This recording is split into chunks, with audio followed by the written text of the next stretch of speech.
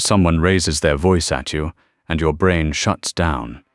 Not because you're weak, not because you don't know what to say, but because something inside you just disconnected. The words were there a second ago, now they're gone.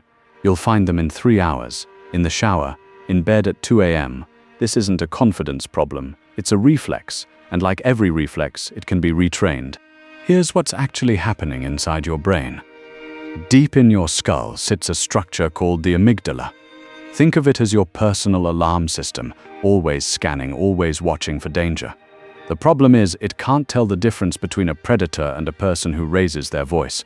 The moment someone gets loud, your amygdala fires, threat detected, and before your conscious mind has even caught up, your brain has already started shutting down the parts you need most, specifically the prefrontal cortex. Think of it as your brain's CEO, the part responsible for language, reasoning, forming responses. Under threat, that CEO goes offline. That's why you can't think of what to say. You're not slow, you're not stupid. Your alarm system just locked the CEO out of the building. Here's what most people don't realize. The more this happens, the more sensitive the system becomes. Every time your alarm fires in a social situation, even if nothing bad actually happens, your brain logs it, updates the threat model. Raised voices, dangerous. Strong emotions from other people, dangerous. The threshold drops, the trigger gets faster. Eventually, a slightly sharp tone is enough, an impatient sigh, someone's expression shifting. What started as a response to something specific becomes a general pattern. But here's the good news, and this is important. This proves your brain is extraordinarily good at learning. If it learned to fear, it can learn calm. The same mechanism that created the reflex is the mechanism you'll use to retrain it.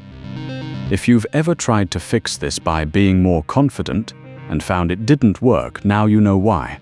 Confidence is a prefrontal cortex function. That's the exact part that went offline.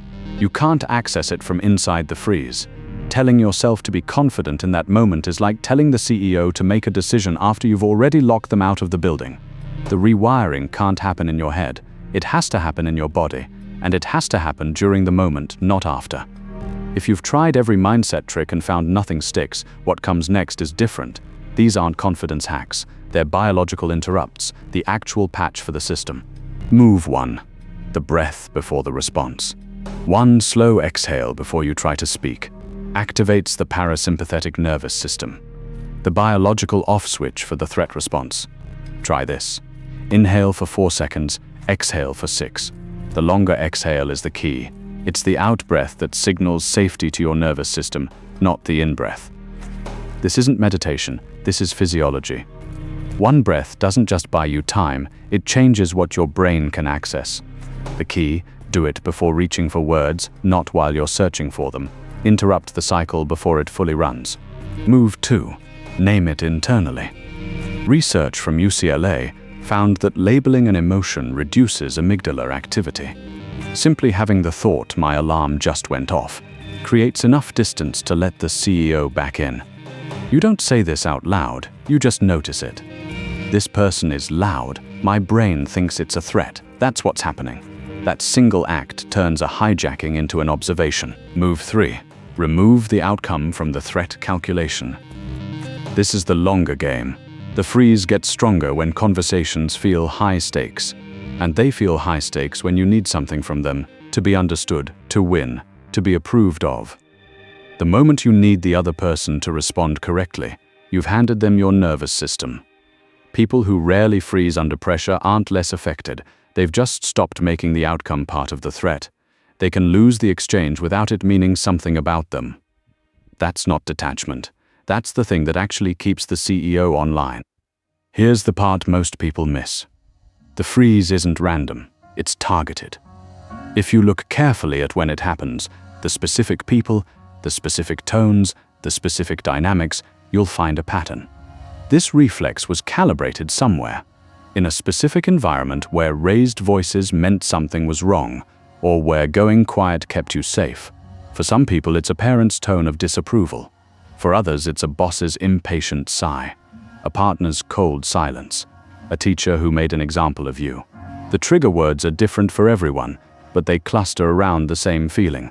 Someone important is unhappy, and it might be your fault. You built this system for a reason. It worked once, in a world that no longer exists. The goal isn't to eliminate the reflex.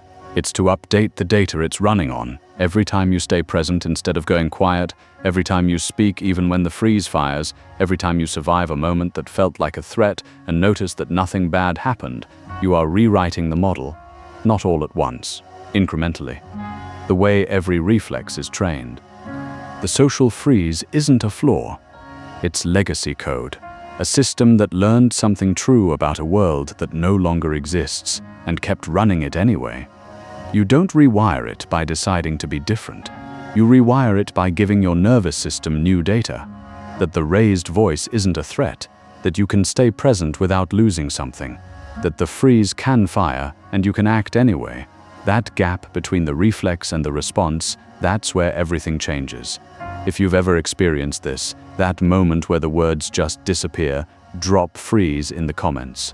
You're not alone, and now you know why. The pattern was always there, now you can see it.